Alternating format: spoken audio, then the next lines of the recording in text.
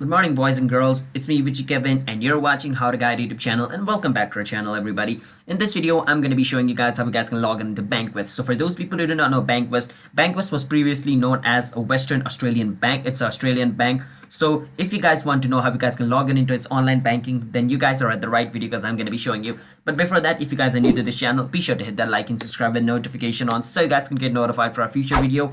And if you guys have any question, you can ask us in the comment. Now, without any further ado, let's move right into the video, shall we?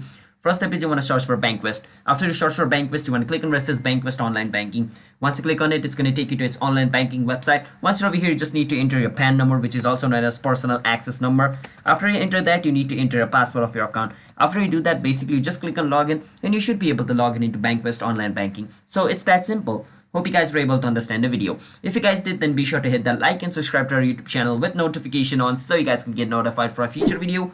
If you guys have any question, you can ask us in the comment. I'll be happy to answer you guys. And I will see you guys in my next video. Hope you guys enjoyed. Have a nice day.